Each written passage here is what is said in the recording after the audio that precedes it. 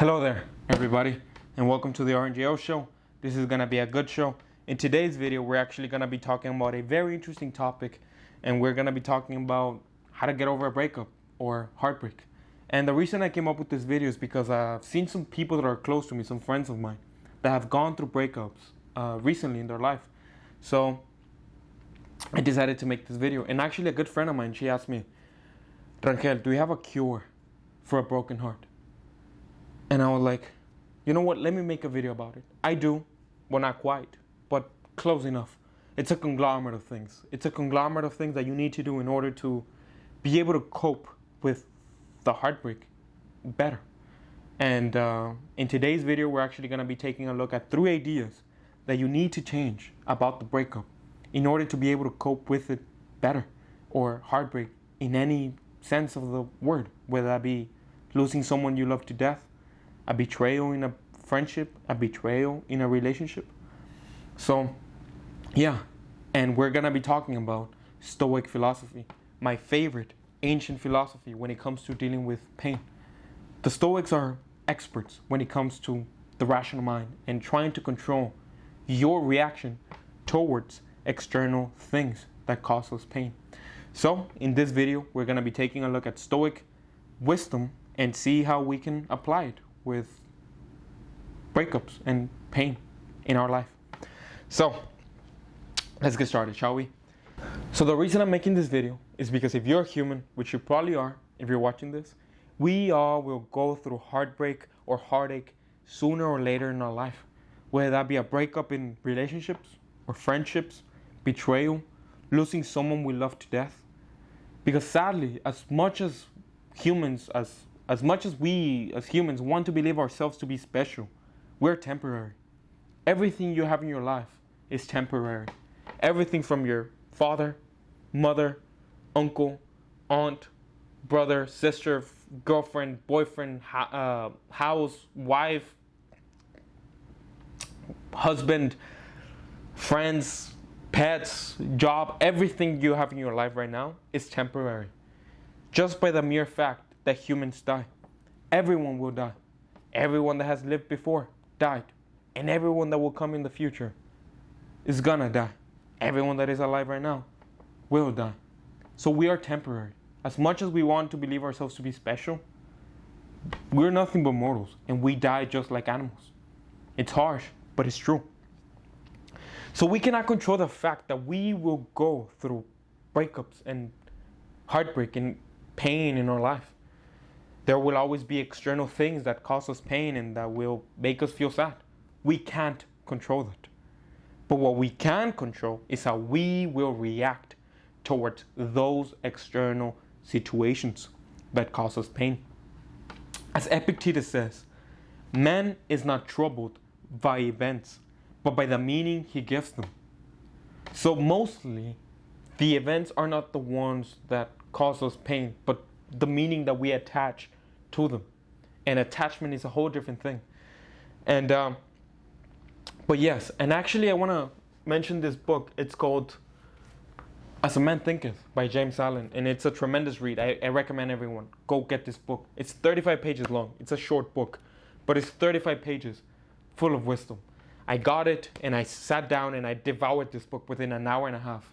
I read it all the way cover to cover in one sitting. It's a tremendous read. But there's a quote in this book that resonated with me and that stuck with me and that just made me meditate for a while and put things into perspective. And Epictetus was the one to say this quote actually. He said, "Situations do not make the man. It only reveals him to himself." Situations do not make the man. It only reveals him to himself. So all those situations, bad situations that are going on in your life right now, whether that be a breakup, heartbreak, hardships of any kind, it doesn't make you. It only will reveal how you are as a person and how you react towards those things. It reveals your true character. Sadly, hardships and pain only, for the most part, can make you or break you. And we will talk about that in a little bit, how to be able to get pain and transform it into something more beautiful and come out of it as a better person. Come out of it a better person. So the only thing in the world that we can control is our mind. And in today's society and day and age, that's the last thing people have control over. That's why everyone is so depressed and anxious all the time. Think about that. The only thing that you can control in your life, truly, you cannot control anything. You cannot control your mother dying. You cannot control your boyfriend potentially or your girlfriend potentially leaving you or cheating on you. You cannot control their actions. You can only control your actions and how you will react towards those external things and your mind. That's the only thing that you can control, your mind. And in today's day and age, that's the last thing people have control over. That's why everyone is so anxious and depressed all the time. People are always worrying about the future and playing scenarios and situations that haven't even happened yet in their heads, thinking about what may happen in the future. That's why everyone is anxious. When you start meditating and picturing scenarios that haven't even happened, that may happen. Oh, what if she cheats on me? Oh, what if he cheats on me? What if he leaves me? What if I lose my job? What if this happened? What if this happened? And you're playing the scenarios that haven't happened yet, by the way. And you're playing the scenarios in your head. So it makes you anxious. You're living in the future. And when you start thinking about the past and dwelling on the past, thinking about errors that you may have done or things that you could have done better, and you're just dwelling on the past or things that make you feel sad about other people's actions that make you feel sad that happened in the past, it just makes you depressed. There's nothing that you can do about it. It just anchors you down and prevents you from moving forward. Like Seneca said, we suffer more in imagination than in reality. This is very powerful because we suffer more in our imagination than in actual real life. Happiness is relative, and everything that you have in your life is relative as well. Sometimes we are thinking about things and situations, like I said, that haven't even happened, and it makes us anxious, and we start dwelling about the past and things that happened before, and it makes us depressed. So we suffer more in imagination than in reality. And like Epictetus also said, there is only one way to happiness, and that is to cease worrying about the things that are beyond the control of our will. Let me put this back. I'm moving my hands too much. But yeah, Epictetus said, there is only one way to happiness, and that is to cease worrying about the things that are beyond the control of our will. You need to stop worrying about things that you cannot control. There's nothing that you can do about it. To cease worrying about those things, it's actual peace, and it will bring some sort of peace to your life. To be present and mindful is the only way to prevent much of the anxiety that we feel nowadays. To be able to sit with yourself and ask yourself how you're truly feeling. But that seems impossible nowadays in this day and age. We're always looking for some sort of external stimulation to keep ourselves entertained. People cannot even sit with themselves for 10 minutes in a dark room in silence just to be present and meditate on their situation and ask themselves truly why they feel the way they feel. They have to be on their phone constantly, and they start to feel like their thoughts are consuming them, and they have to be checking their phone, checking their social media, scrolling through social media, mindlessly scrolling through social media or doing something. They cannot be still. And there's actually a direct correlation with depression and social media. Ever since there's actual data and research done on this, ever since the iPhone became available right around 2007, 2008, studies have shown that depression has just skyrocketed. And actually, it affects young girls and women the most. Social media is making girls depressed. Everyone is making everyone depressed, but it affects girls the most. And I'll make a whole nother video talking about it in detail, because ever since around 2010 to I believe it's 2017, I'll leave the graphs up there, but I believe it's somewhere around 62% of cases of young girls harming themselves, like cutting themselves, not actually killing themselves, but hurting themselves and feeling more anxious and depressed have just skyrocketed ever since 2010. And it's terrifying. And there's a direct correlation with social media. And we will go into detail about that in a future video. Because your ability to concentrate, social media literally steals away. There's this really good book. It's called The Shallows, What the Internet is Doing to Our Brain. And it's a terrifying book because it just makes you realize how much harm social media does to our brain. It's just flooding. When you're scrolling through Instagram, when you're scrolling through Twitter, TikTok, the mindless scroll that we call it, it's just flooding your brain with dopamine rushes and dopamine surges, and it's just crippling your brain. And there was a study done on rats, actually. Should I get into it? I'll get into that study later on in another video. This is very interesting what rats were willing to do in order to get a dopamine rush.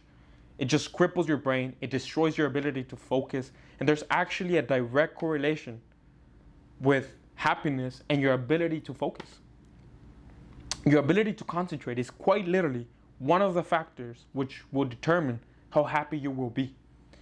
That particular state of mind, and some people don't like to call it as such, and people have some problems calling it that way, but that ability to be able to concentrate and focus is called the flow state. The more you enter that flow state, the more happy you will become.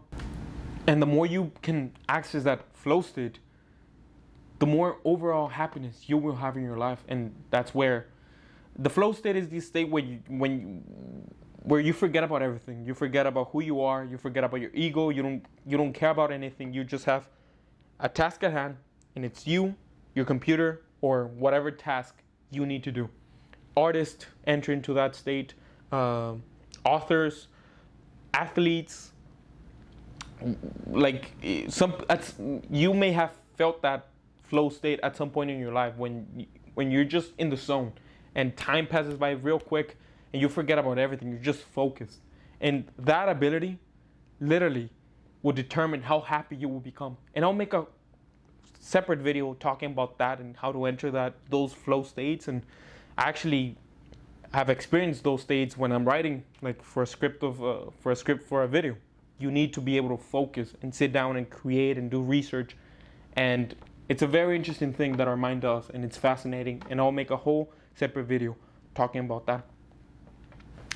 But in order to reach this state, we must have control over our thoughts and emotions. And that is where Stoicism comes in to our aid. Because Stoicism and Stoic philosophers are masters when it comes to the rational mind. Controlling your thoughts may be especially harder right after a breakup. We have an overwhelming amount of emotions and feelings that we feel like we are being consumed by our pain and thoughts. When we just go through a breakup or any kind of heartbreak of that matter, we cannot control the outside situations that are happening to us. The only thing that we can control is how we will be reacting towards those things. Of course, you can, to a certain extent, have some control over how you will behave as a husband, wife, boyfriend, girlfriend, friend, son, daughter, brother, sister, to be able to prevent bad situations from happening. You always want to be striving, or at least try to be a good person. But that doesn't change the fact that there is a potential that your partner may leave you because of whatever reason, because you cannot control the actions of others. And we can't control the situations. We can control, as we've stated many times before, how we will be reacting towards them. So let's explore 3 common ideas and feelings that we tell ourselves right after a breakup and how we can deal with them. But for starters, we need to understand what is going on with us biologically and physiologically and also chemically in our brains when we're falling in love. Falling in love can be a very intense experience. And actually, Dr. Helen Fisher breaks up falling in love in 3 main stages. And those 3 main stages are lust, attraction, and attachment. each one releasing different chemicals and producing different emotions. So when you're feeling the first attraction towards them, which is what Dr. Helen Fisher would call the lust phase, you're releasing certain type of chemicals in your brain that make you feel a certain way. When we first see someone that we're attracted to, which we will call the lust phase, the main chemicals that are being released are testosterone and estrogen. When we are in attraction phase, which is the second phase, we're mainly releasing dopamine, norepinephrine, and serotonin. 3 main chemicals, which is, like we said, dopamine, norepinephrine, and serotonin. And we can talk about why that is in another video. We can go into detail why those chemicals are being released in those first 2 stages. It's very interesting. But for this video, we care about what is going on in the third phase, which is attachment, when we're actually in love or falling in love already. And the chemicals that we release during this third phase is very interesting. These chemicals, we released oxytocin and vasopressin, which are produced by the hypothalamus in our brain. And in the late stages of attraction and early stages of attachment, so in the late stages of number 2, attraction, and the early stages of number 3, attachment, which is when we're falling in love, the phase that we would call commonly known as the honeymoon phase, is when our brains are being flooded by chemicals like serotonin, dopamine, oxytocin, and vasopressin. Which actually, these chemicals, dopamine, serotonin, oxytocin, vasopressin, they would actually shut off certain parts of our prefrontal cortex in our brain. The part of our brain, get this, the part of our brain that is responsible for self-awareness, rational behavior, and common sense. So when we're falling in love, literally, love is making us dumber. That's why there's sayings like, love is blind, and she or he is blinded by love, and you start seeing the person through rose-colored glass, and the honeymoon phase. And that's why we ignore many red flags at the beginning of a relationship, because those chemicals are literally making us dumber, are shutting certain parts of our prefrontal cortex that is responsible for self-awareness, common sense, and what else? Rational behavior, which is insane to me. The fact that love is actually, like, when we're falling in love, our biology is literally cheating us into making us dumber. It's fascinating. And the reason for this, for the most part, is for the reason of bonding and being able to reproduce, which is the ultimate goal of any biological creature, which we all are biological creatures. Our main goal, biologically, deep-rooted in ourselves, is to reproduce. So after this honeymoon phase begins to wane, we actually start to see the reality of things, but we still are left with a deep sense of attachment that we would call love. And after all, if it's there, it's there. You cannot really help it. We will still feel that attachment, especially right after a breakup. So after you break up with that person, with your loved one, your partner, you will still feel that attachment and that love that we would call. But is there something that we can do in order to view this attachment differently or approach it in a different way? That's where the power of the rational mind comes in, which Stoicism and Stoic philosophers are masters at. And although we cannot make the pain magically disappear and make it go away, what we can do is change certain wrong beliefs and see certain actions in a different way to make the breakup more bearable and make peace with it easier. So let's explore those wrong beliefs. Wrong belief number 1, I need that person to be happy. When we tell ourselves that we need another person to be happy, we are saying that our happiness depends on another person or another situation that is external to ourselves to make us happy. That is where Stoicism firmly disagrees with. For Stoics, the only way to happiness is living a virtuous life, which is completely in our control. And in order to live a virtuous life, you have to have down the 4 cardinal virtues of life, which is number 1, wisdom, knowing what is good and bad. Number 2, temperance, which is moderation, self-control, and self-awareness. Number 3, justice, which is moral wisdom and impartiality. And number 4, which is courage, brave, grit, and resilience. These are the 4 cardinal virtues of life. These 4 things are what humans need to be happy, according to Stoicism. Things like relationship, family, friendships, whatever else in your life, pets, are nice to have, but are not necessary to live a good life. Stoics will call these things preferred indifferences, which are nice to have, but are not necessary, like I said, to live a good life, because all of those things are still external situations and external things that are unreliable ultimately and are outside of our control. Family, friends, relationships, all of those things their actions are beyond of our control. So we cannot rely on them to make us happy, because ultimately they can be unpredictable and unreliable. Although this should not be confused with not caring about family and not caring about friends and not caring about relationships. That is not the point of what I'm saying at all, and that's what Stoicism is not about, and Stoics did not believe that at all. But it just means that you're strong enough to deal with whatever card life is dealing you. You're strong enough to be able to deal with those things. And if you have those 4 things down, which is wisdom, temperament, justice, and courage, you will be able to live a more virtuous life. And being able to deal with those hard pains and hardships that life may throw at you, like your partner leaving you.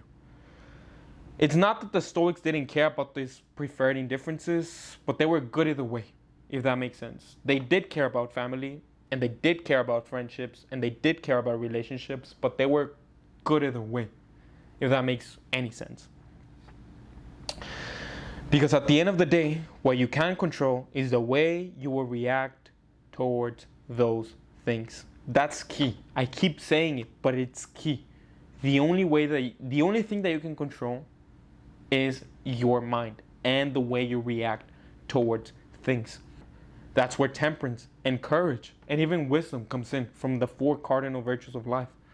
To show temperance, moderation, and self-control within your actions right after a breakup is key. By not manifesting clingy behavior and also falling into the trap of chasing pleasures like alcohol, drugs, or sexual flings with random people. And also show courage and grit, bravery and resilience after a breakup by staying focused on your major life goal and also becoming the best version of yourself. That's where the 4 cardinal virtues of life from Stoicism come into our aid when we just have ended a relationship. We need to show wisdom, courage, and temperance. And I'll show you in a bit how you can make self-improvement the focal point of your life, and make it a focal point of your life, and being able to deal with pain and come out a better person right after a breakup. As Marcus Aurelius said, you have the power over your own mind, not outside events. Realize this and you will find strength. Let me repeat that. You have power over your own mind, not outside events. Realize this and you will find strength. This is very key. Second wrong belief: that person belongs to me. This idea or belief can manifest itself, especially during a long relationship or marriages, when we feel entitled to a person, especially with marriage, since a vow has been made that there will be love until one of them dies, which is until death do us apart. But with ever increasing sexual freedom and the decline of sacredness within marriage and the current dating culture that we're experiencing, especially in the West, infidelity, breakups, and failed marriages are becoming the norm every single waking day. Around 50% of marriages will end in divorce, and the top 5 reasons for it are poor communication, according to some studies, of course. Poor communication, financial issues, abuse, no longer attracted to one another, and infidelity. And actually, as a whole, 20 to 40% of marriages end just because of infidelity. That's a crazy amount. And we can talk about the repercussions in society and how the decline in marriage and monogamy will affect societal structure and families as a whole in another video, because it is important. The family structure is important, and monogamy is important. And for me, for a while, I thought that things like monogamy and relationships were to a certain extent a social construct, and I thought that polygamy actually was a little bit closer to our human nature, with looking at human past and at the past of humans and how humans have lived for thousands of years. And there's actually this really good book. It's called Sex at Dawn, and it shows some good evidence for this, to make this case that humans, for the most part, are polyamorous and polygamous.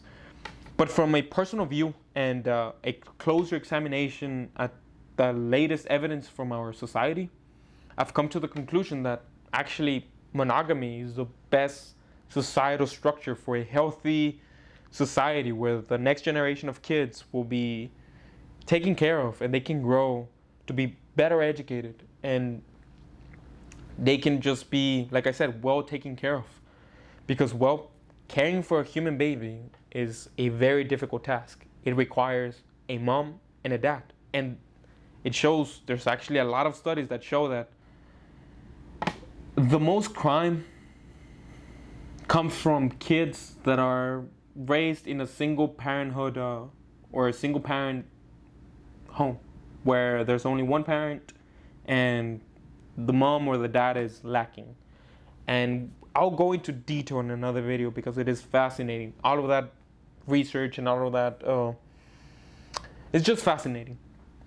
And it just shows that monogamy and marriage, the institution of marriage, is very, very important. A wife, the role of a wife and the role of a husband is important for a healthy structure in society. And we will explore these ideas in another video. But with more relationships in marriage bound to fail because of infidelity, we may feel especially wrong when a person breaks the vow of loving us forever and cheats on us.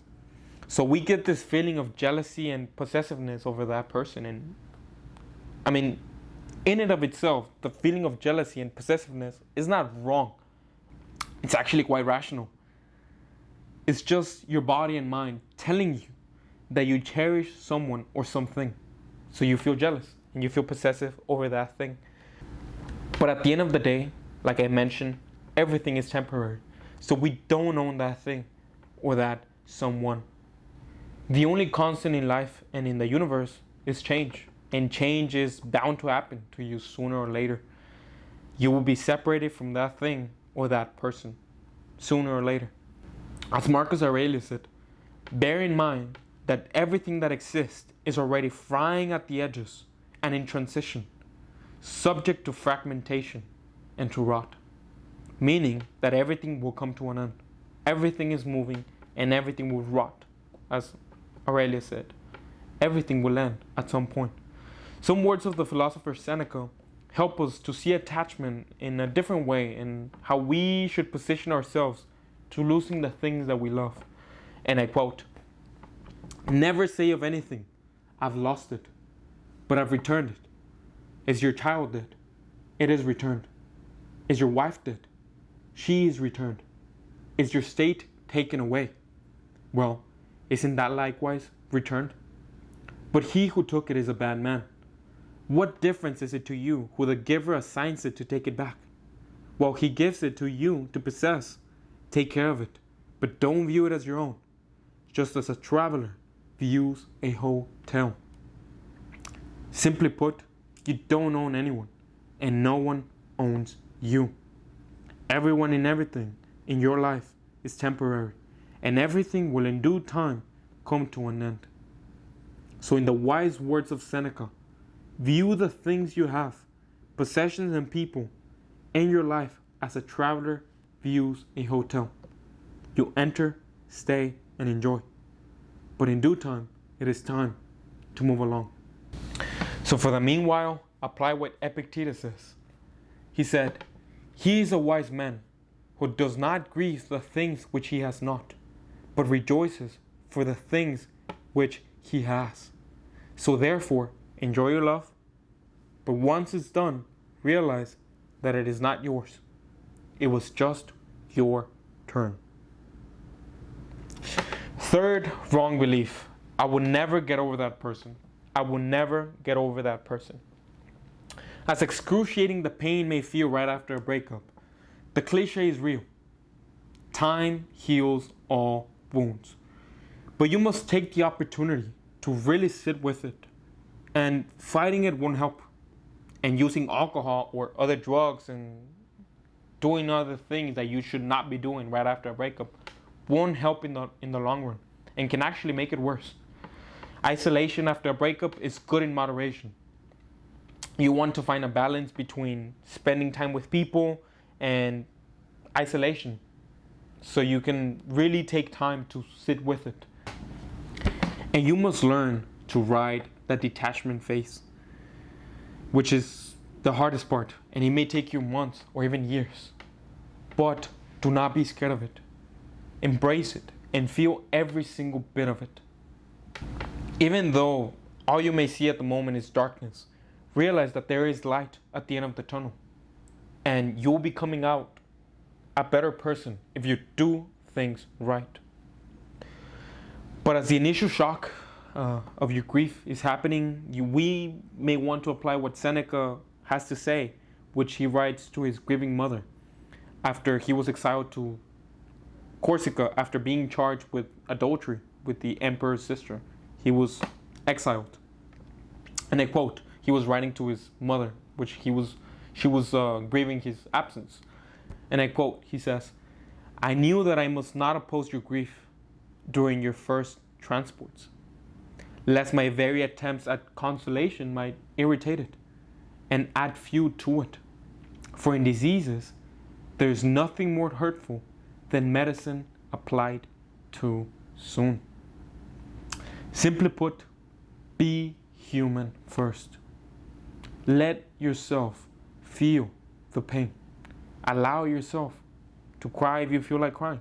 Allow yourself to be human with human emotions. Allow yourself to feel the grief and mourn the absence of that love. So wait until the grief has exhausted itself by its own violence, like Seneca says, and being weakened by time, so that it is able to bear remedies and to be handled and touched. Allow yourself to feel, because it is part of the ride. It is part of the human ride. It is part of this beautiful, amazing journey that we call life. And as time wanes, you can take a look at stoic teachings to be able to cope and deal with that heartbreak and pain. But in the meantime, in order to become a better person and to make sure you come out the other side a better version of yourself, you must make self-improvement the focal point of your life. So I want to share with you a way you can make this happen. It's a philosophy that I came across right around 2020 or late 2020, and I've been obsessed with it ever since. And this concept, it is called Kensho versus Satori. In life, we learn through two main ways, which is, one of them is Satori, which are moments of insight and inspiration. It is a aha moment, like we would call it. It's when you're reading a book, listening to a lecture, watching a YouTube video like this, or looking at listening to someone else's experience about a certain thing, and something just clicks. You learn from that. That's called Satori. Learning by someone else's wisdom. Satori moments are very infrequent, but it is a tremendous way to learn and make leaps in your personal growth in life. The best way we can put ourselves in a position to receive these satori moments is by immersing ourselves in personal growth and making personal growth our focal point in our lives. Now, there's another way we learn in our lives, and this one is far more pleasurable. It is called kensho moments, and this is when we learn through pain. Kensho moments happen when we try to do something but we fail. We try to start a business and it flops. Or we try to make a relationship work. It doesn't. We try to make an investment. We lose money. It hurts. It hurts, but now we know a lot more than when we started at the beginning. And we learned through pain. A relationship ended. It hurts, but it taught us to appreciate us more and learn more about ourselves. In life, we mostly learn through kensho moments, which cause us pain. And at the end of a relationship, although very painful, I want you to see it as a kensho moment.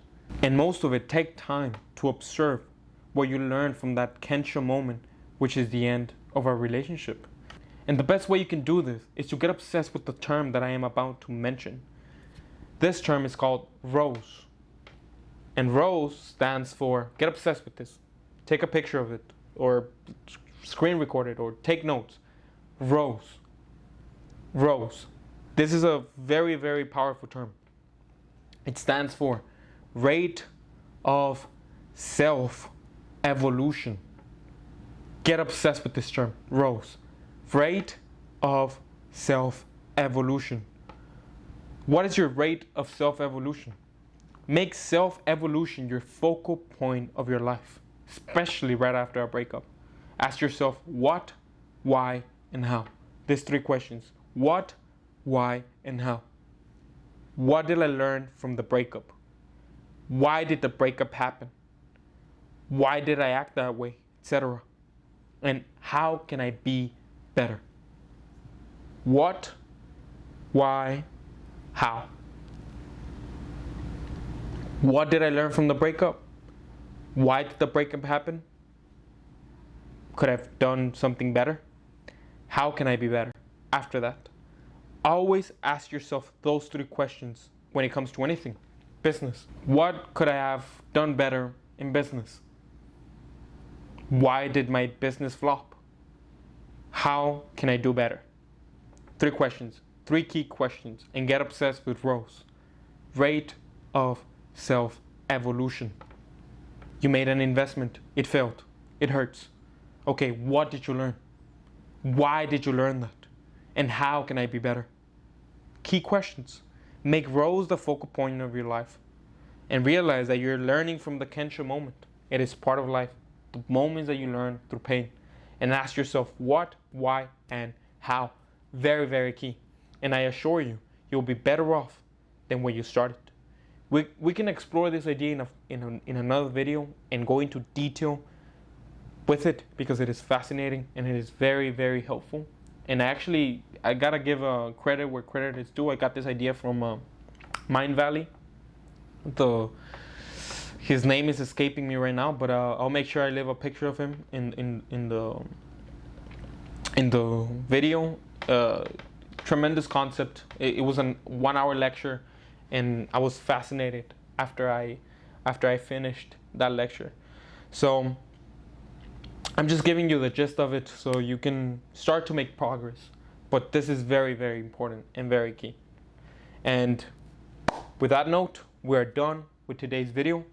Hopefully this video was helpful to you. We talked about stoic philosophy and a way that you can start your evolution process and journey. So yeah, if you enjoyed this video, share it with a friend that may have gone through a breakup or that is going through a breakup, or you yourself. Comment down below what you think. If you have any opinions on how to deal with the breakup and how to do it, how to deal with it better. And I'll be reading the comments. And also, any questions, you can send me an email regarding a breakup. Send me a personal email at askrngl.com, or I'll make sure, if that's not the email, I'll make sure I'll leave an email in the description So you can send me a direct message and about anything, asking a question, and maybe if the question is good enough, I'll make a video personalized for that. So yeah, thank you very much, guys. And if you're watching all the way to the end, give it a like, subscribe, turn on the little bell notifications if you wanna, like it if you wanna, subscribe if you wanna. And that's it for me. Thank you very much. Bye bye.